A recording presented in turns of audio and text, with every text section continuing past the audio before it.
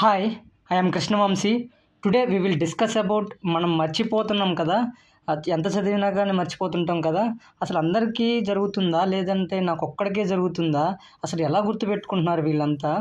అసలు టాపర్స్ అసలు ఇంత మ్యాటర్ ఎలా గుర్తుపెట్టుకుంటారు? ఈవెన్ దో ఎంత ఒక 2-3 ఇయర్స్ ప్రిపేర్ అవుతున్న వాళ్ళు కూడా అసలు ఎలా గుర్తుపెట్టుకుంటారు? అసలు అంతకాలం ఎలాగ అసలు మైండ్ పోతుందాక?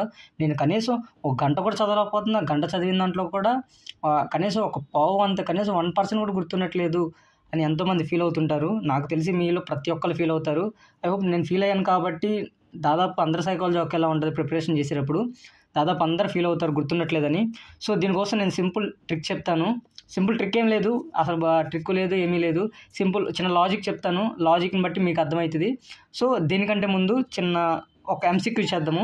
ఎంసీక్యూ మీకు ఒక ప్రాక్టీస్ లాంటిది. ఓకే, దీన్ని అర్జెంటుగా నా కామెంట్ సెక్షన్లో ఒక నిమిషం కాదు 10 సెకండ్స్ టైం తీసుకొని సాల్వ్ చేసి పాజ్ చేసి ఓకే దాన్ని కామెంట్ సెక్షన్లో టైప్ చేయండి. బికాజ్ ఈరోజు హిస్టరీ క్వశ్చన్ తీసుకున్నాను చూడండి.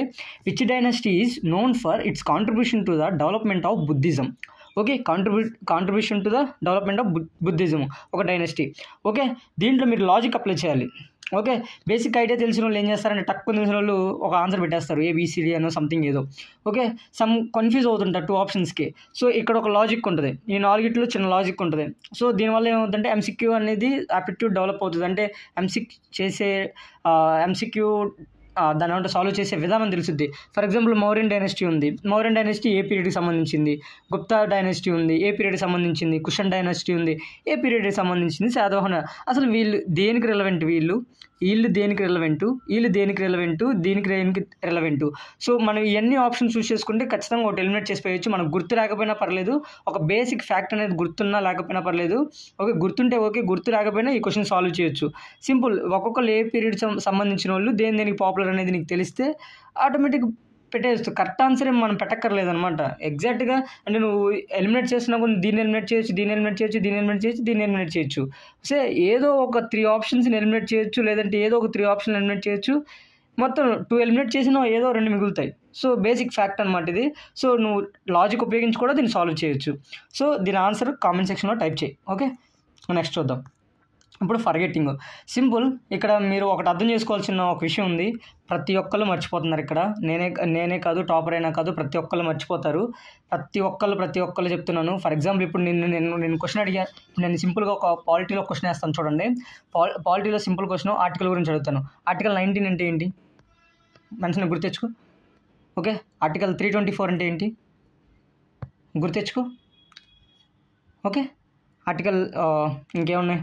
ఓకే, ఫర్ ఎగ్జాంపుల్ ఇప్పుడు ఆర్టికల్ 73rd అమెండ్మెంట్ అంటే ఏంటిది? ఓకే, లేదంటే ఇంక ఇది కాకపోతే 91st అమెండ్మెంట్ అంటే ఏంటి?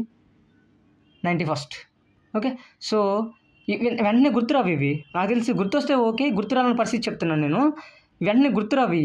మనం ఇంకొకటి చూద్దాం. ఇప్పుడు ఫర్ ఎగ్జాంపుల్ పాలిటీ చూసాం కదా, ఇప్పుడు హిస్టరీ చూద్దాం. హిస్టరీలో బుద్ధిజం గురించి చూద్దాం. బుద్ధిజం గురించి 2 వాక్యాల్లో చెప్పండి నాకు. సింపుల్. నీ మనసులో నీకు చెప్పుకో.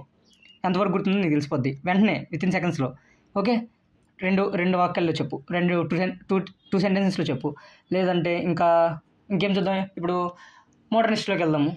ఓకే, మీరు ఆల్మోస్ట్ చదివే ఉంటారు, ఈజీగా తెలిసిపోద్ది.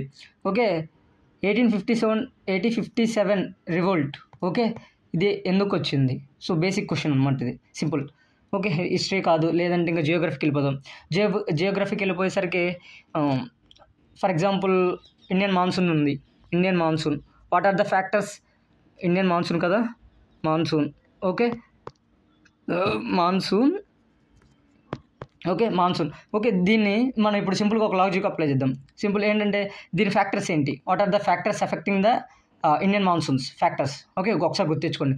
సో నాకు తెలిసి మీలో ఒక 5% కూడా గుర్తుండవు వీటిలో. ఐ థింక్ నేను చేసిన దాని ప్రకారం నేను స్టార్టింగ్లో ఉన్న దాని ప్రకారం నాకైతే 5% కూడా లేదు.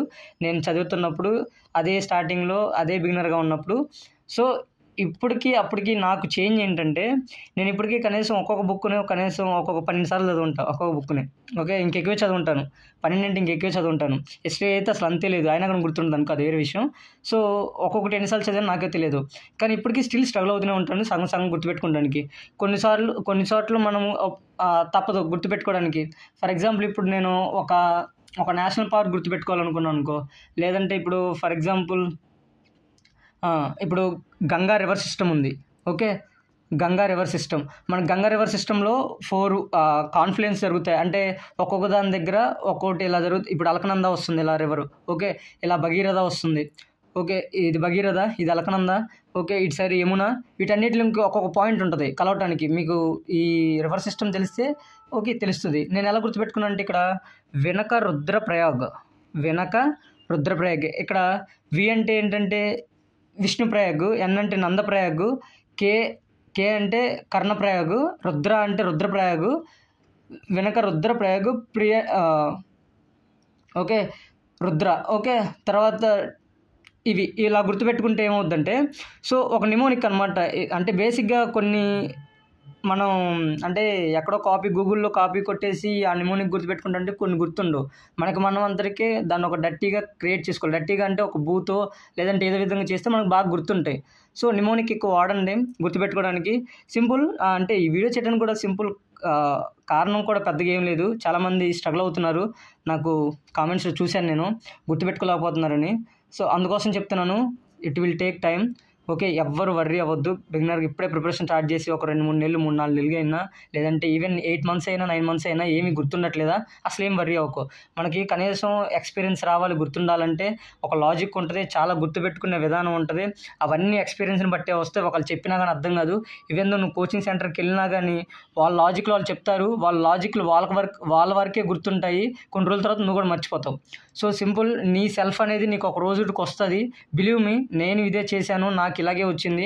నేను అట్లీస్ట్ నేను చదివిన దాంట్లో ఒక 30-40%, ఓకే 30-40% నేను గుర్తుపెట్టుకోగలుగుతాను ఇప్పుడు చదివి వెంటనే. ఓకే, కానీ ఈ 30-40% అనేది నాకు ఖచ్చితంగా అది కనీసం ఇయర్స్ గుర్తుంటుంది. ఒక 32, అందుకే చెప్తున్నాను ఈ 30-40% అనేది ఇయర్స్ గుర్తుండాలి మనకి. ఎందుకంటే మనం యూపీఎస్సీ సిలబస్లో మనం 100% గుర్తుపెట్టుకోలేము. అట్లీస్ట్ 30-40% అని గుర్తుపెట్టుకోవాలి. సో నా లాజిక్ ఇక్కడే ఉంది, నేను ఇలాగే ఫాలో అవుతుంటాను ఎప్పుడు. సో అంతే, మీరు కూడా ఏం వర్రీ అవ్వకుండా గుర్తుండట్లేదని. సో సింపుల్, మీరు గుర్తుపెట్టుకోండి. It will take so much of time గుర్తుంచుకోవడానికి. చాలా నిమోనిక్ క్రియేట్ చేసుకోవాలి, చాలా లాజిక్లు వెతుక్కోవాలి. ఏం భయపడకండి. అంటే కొంతమంది అమ్మో నాకు గుర్తుండట్లేదు మన వల్ల కాదనేది ఇదిలోకి వస్తారు. సో అలాంటి ఏం పెట్టుకోకండి. సో ప్రతిదానికి టైం పడుతుంది.